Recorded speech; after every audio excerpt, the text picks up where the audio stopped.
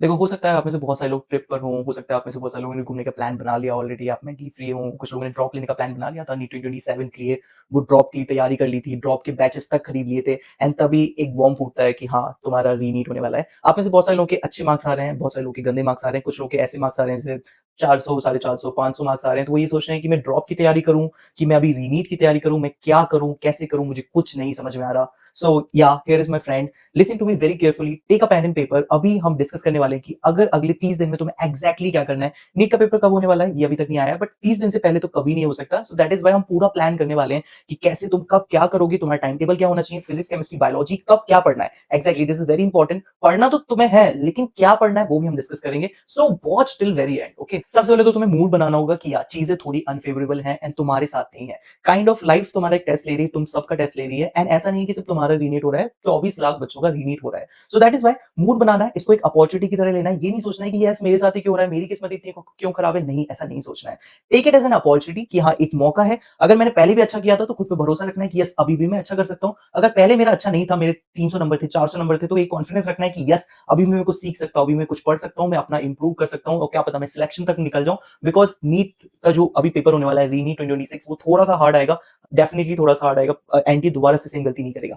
मैं तुम्हें 5 पॉइंट्स बताता हूं जो तुम्हें अगले 30 दिन के लिए ध्यान रखने हैं। उसमें से सबसे पहला पॉइंट है तुम्हारा टाइम शेड्यूल। यस, सबसे पहले तो हम 30 दिन को डिवाइड करेंगे, हर दिन 24 घंटे का है, तो हमने क्या किया, 24 घंटे को 4 हिस्सों में डिवाइड करोगे, morning, afternoon, evening and night. सबसे पहले मॉर्निंग में तुम्हारा बायोलॉजी होगा, या फिर जो लर्न करने वाले सब्जेक्ट, जो मेमोरी करने वाले सब्जेक्ट है, जैसे इनऑर्गेनिक है, ऑर्गेनिक का पोर्शन है, वो सब मॉर्निंग में होगा। आफ्टरनून में तुम्हारी फिजिक्स केमिस्ट्री की क्वेश्चन प्रैक्टिस होगी। इवनिंग में तुम्हारी केमिस्ट्री की एनसीईआरटी रीडिंग होगी। Yes, this is also very important, chemistry की उतनी इंपॉर्टेंस है जितनी फिजिक्स की है। रात में क्या होगा, जो तुम्हारे पास क्वेश्चन प्रैक्टिस के लिए और बच जाएगा, फिजिक्स केमिस्ट्री की और क्वेश्चन प्रैक्टिस है, फिर बायोलॉजी की और क्वेश्चन प्रैक्टिस, या फिर बायोलॉजी की जो नोट्स वगैरह पढ़ने होते हैं वो। तो काइंड ऑफ तुम्हें समझ में आ गया, मॉर्निंग बायोलॉजी, आफ्टरनून में फिजिक्स केमिस्ट्री की क्वेश्चन प्रैक्टिस, इवनिंग में केमिस्ट्री की NCERT, and then after night में भी मेनली फिजिक्स केमिस्ट्री के क्वेश्चन प्रैक्टिस। देखो, बायो में एक बहुत बड़ी गलती जो लोग करते हुए है कि वो अपने जो 1 लाख पेजेस के उन्होंने नोट्स बनाए ना, वो पढ़ने लगते हैं। अभी उतना टाइम नहीं है। 30 दिन में सबसे अच्छा तरीका 360 में 360 लाने का वो ये है कि तुम अपनी एनसीईआरटी को दोबारा पढ़ो। आई नो तुम्हें पढ़ने का मन नहीं है, तुम ऑलरेडी अपनी एनसीईआरटी को कई बार पढ़ चुके हो, but believe me my friend, क्या तुम्हारे नीट 2026 में 360 आउट ऑफ 360 थे? नहीं थे ना। तुम्हारा जो नीट 2026 का स्कोर आया था वो तो मुझे कमेंट डाउन डेफिनेटली करना। Okay, so that the thing is that तुम्हें एनसीईआरटी को एक बार और पढ़ना पड़ेगा, ताकि तुम्हारे दिमाग में वो रिसेंट मेमोरी में रहे। तब वो रिसेंट मेमोरी में रहती है ना, तब जब सामने क्वेश्चन आता है ना, तुम बहुत इजीली लगा पाते हो। अगर ऐसा नहीं हुआ तो फिर वो तुम नहीं लगा पाओगे। सो तुम्हें बायोलॉजी को एक बार और पढ़ना है। कैसे पढ़ना है, लेट मी टेल यू। तुम्हें बायोलॉजी को ऐसे पढ़ना है, 1 या फिर 2 चैप्टर्स पर डे के हिसाब से करना है। जो इजी चैप्टर उनको क्लब कर दो। जैसे तुम बायोटेक के दोनों चैप्टर को एक दिन में पढ़ सकते हो वेरी इजीली, 3 से 4 घंटे में बायोलॉजी की एनसीईआरटी पढ़ सकते हो। तुम लिविंग वर्ल्ड को बायोलॉजी क्लासिफिकेशन से कर सकते हो। जो बहुत बड़े chapter molecular basis of inheritance वाला है, इवोल्यूशन, वो थोड़े बड़े चैप्टर उनको एक एक दिन दे दो। तो इस तरीके से तुम 30 दिन में अपने जो 38 से 39 चैप्टर है बायोलॉजी को, उसको बहुत आराम से कर सकते हो। तो तुम्हें बायोलॉजी को मॉर्निंग में कंप्लीट करना है, ताकि पूरे दिन में तुम फिजिक्स केमिस्ट्री क्वेश्चन प्रैक्टिस कर सको, या फिर बाकी सारी चीजें कर सको। अगर तुम बायोलॉजी में बहुत ज्यादा टाइम वेस्ट कर दोगे तो तुम फिजिक्स केमिस्ट्री को उतने अच्छे से रिवाइज नहीं कर पाओगे, जो मैक्सिमम लोग ये गलती करते हैं। बायो में क्वेश्चन प्रैक्टिस करने की उतनी ज्यादा जरूरत नहीं। तुम जो मॉक टेस्ट दोगे हर संडे टू संडे, उसमें जो क्वेश्चन आ रहे हैं ना, उतने ही सफिशिएंट होंगे। देखो, मैं ये सोचता हूँ अगर मैं तुम्हारी जगह होता तो मैं लिटरली रोता, लाइक लिटरली होता। अगर मेरे 715 आते हैं फिर कोई मेरे को बोलता है कि नहीं पूरा नीट कैंसिल हो गया, तो बहुत बुरा लगता है, बहुत ज्यादा बुरा लगता है फर्स्ट ऑफ ऑल। एंड यार जो हुआ बहुत गलत हुआ, एनटी ने सच में बहुत गलत किया। बिकॉज कुछ सेंटर पे चीजें होने से तुम पूरे 24 लाख बच्चों का नीट तो नहीं करा सकते, but unfortunately it is happening. या तुमने बहुत सेक्रीफाइस किया। एक एग्जाम के लिए मुझे पता है लोग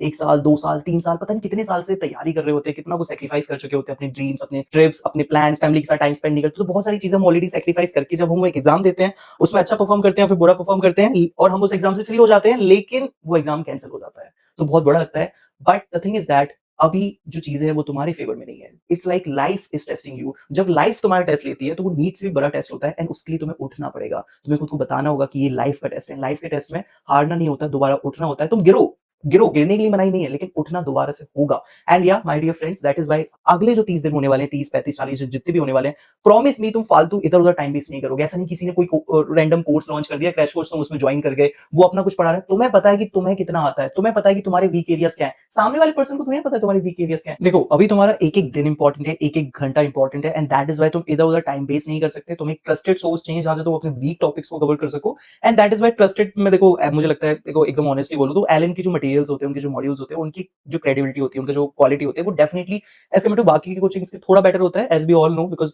भी हम सब जानते हैं ये बात। तो सो दैट इज वाई तुम वहां से क्वेश्चंस वगैरह लगा सकते हो। एलन ऑनलाइन पे बहुत सारी चीजें फ्री कर दी, लाइक डेली एक all India free mock test. सोचो फ्री मॉक टेस्ट 2 से 5 का, 6 बजे उसके डिटेल सॉल्यूशन भी आ रहे हैं। मॉर्निंग में लाइव क्लासेस होती है सिर्फ और सिर्फ इंपॉर्टेंट टॉपिक्स की, जो प्रीवियस ईयर में कई बार रिपीट हो चुके हैं, एंड 24/7 डाउट सॉल्विंग है। इसके साथ साथ बहुत सारी क्वेश्चन प्रैक्टिस है, और ये सब कुछ फ्री है। सो लास्ट के 30 दिनों में तुम्हारा फोकस ये नहीं होना चाहिए कि मैं किसका क्रैश कोर्स ले लूं, ये कर लूं, वो कर लूं। तुम्हारा फोकस होना चाहिए क्वेश्चन प्रैक्टिस, जहां पे भी अच्छे क्वेश्चन प्रैक्टिस है, तुम्हें कुछ खरीदने की जरूरत नहीं है, तुम जहां से भी फ्री में अच्छा कर सकते हो। तुम्हारे पास जो रिसोर्सेज, तुम्हें उन्हीं को बेटर तरीके से यूटिलाइज करना है अगले 30 दिनों में। किसी और के लिए नहीं, फैमिली के लिए नहीं, सोसाइटी के लिए नहीं, अपने लिए तुम्हें खुद को उठाना पड़ेगा। आई नो सिचुएशन थोड़ी टफ है, but the thing is that a true warrior always rises, and तुम्हें हमेशा दोबारा से अपने पैरों पे खड़े उठना है एंड दिखाना है दुनिया को, यस तुम हारे नहीं हो, तुम बस थोड़ी देर के लिए रुके थे एंड तुम दोबारा लड़ सकते हो। नाउ कमिंग टू फिजिक्स, देखो फिजिक्स में बस टोटल कितने चैप्टर, 25 से 30 चैप्टर अगर तुम डिफरेंट डिफरेंट तरीके से क्लियर करोगे। सो काइंड ऑफ देखा जाए तुम्हारे पास एक चैप्टर अगर एक दिन में करते हो, द थिंग इज दैट तो भी हो जाएगा। बट गलती यहाँ पर है कि फिजिक्स बहुत सारे लोग करते सही तरीके से नहीं है, उनको पता नहीं नोट्स पढ़ने लगते हैं। नोट्स पढ़ना अभी के टाइम पे सबसे बड़ा पाप हो सकता है। तुम्हें कुछ नहीं करना है, तुम्हारे पास प्रीवियस ईयर क्वेश्चन का सोर्सेस है, वो बहुत अच्छा रिसोर्स होता है। तुमने ऑलरेडी लगाए हैं फिजिक्स के प्रीवियस ईयर क्वेश्चन, तुम दोबारा लगाओगे, तुम्हें सिमिलर कॉन्सेप्ट नीट में मिलेंगे, डेफिनेटली मिलेंगे। तुम्हें कुछ नहीं करना है, एक चैप्टर वाइज टेस्ट लेना है, तुम कहीं से भी ढूंढ सकते हो, या फिर प्रीवियस ईयर क्वेश्चन लेना है उस चैप्टर के, वो लगाना है। उसके बाद ही तुम्हें नोट्स पे जंप करना है, नोट्स से देखना है, फॉर्मुला शीट्स वगैरह, ये सारी चीजें देखनी है।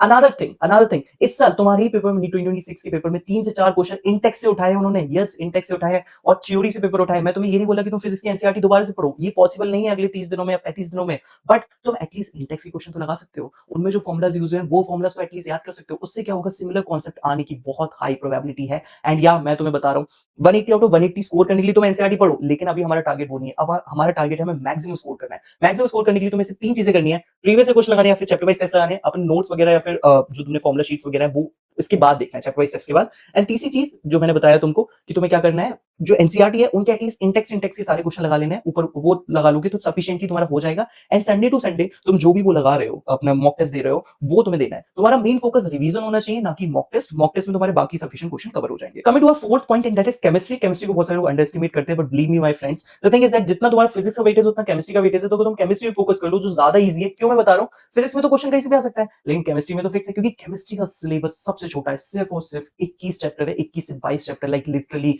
इतना छोटा सा सिलेबस है। और वो भी हर बार कहां से पूछा जाता है, एनसीईआरटी से पूछा जाता है। एनसीईआरटी से एक भी लाइन केमिस्ट्री की बाहर नहीं आती, चाहे वो फिजिकल केमिस्ट्री, इनऑर्गेनिक हो, ऑर्गेनिक हो। लेकिन फिर भी पता नहीं लोग ऑर्गेनिक के लिए पता नहीं कौन कौन सी रिएक्शन पढ़ने लगते हैं जो एनसीईआरटी है भी नहीं। That is why. सो तुम्हें क्या करना है, मैं तुम्हें बताता हूँ बहुत क्लियर कट। तुम्हारे पास 21 चैप्टर है, तुम केमिस्ट्री को 2 बार पढ़ सकते हो। रूल तुम्हें ये फॉलो करना है कि आज फिजिकल केमिस्ट्री कर रहे हो, कल ऑर्गेनिक कर रहे हो, परसों ऑर्गेनिक कर रहे हो। एक सीक्वेंस में अल्टरनेट करना है, यानी कि हर तीसरे दिन तुम्हारा वो सेम चैप्टर रिपीट हो जाएगा। तो तुम किसी भी सीक्वेंस में कर सकते हो, फिजिकल ऑर्गेनिक इनऑर्गेनिक, फिर से फिजिकल इनऑर्गेनिक ऑर्गेनिक, फिर से फिजिकल इनऑर्गेनिक ऑर्गेनिक। इस तरीके से तुम हर बार, जैसे आज फिजिकल का डे है तो आज से फिजिकल केमिस्ट्री पढ़ोगे, उसका एक पर्टिकुलर एक चैप्टर कंप्लीट कर लोगे, उसके प्रीवियस ईयर क्वेश्चन लगाओगे, या फिर उसका चैप्टर वाइज टेस्ट दोगे, उसकी एनसीईआरटी डिटेल में पढ़ोगे। इंटेक्स के क्वेश्चन एंड एक्सरसाइज के क्वेश्चन इस साल तुम्हारे पेपर में पूछे हैं। 3 क्वेश्चन मैं तुम्हें बताता हूं जो नीट 2026 में आए थे, जो इंटेक्स से एंड एक्सरसाइज से निकाले गए हैं। तुम्हें भी ये चीज पता है। And the thing is that तुम्हें वो दोबारा से लगाने हैं, उससे सिमिलर क्वेश्चन आने हैं फिजिकल में। यस यस यस, एनसीईआरटी की थ्योरी एक बार पढ़नी है, एक बार थ्योरी पढ़नी है, इंटेक्स एंड एक्सरसाइज के क्वेश्चन लगाने हैं, प्रीवियस क्वेश्चन टेस्ट लगाना है। दैट्स इट 2 काम करने हैं तुम्हें। एनसीईआरटी पढ़नी है,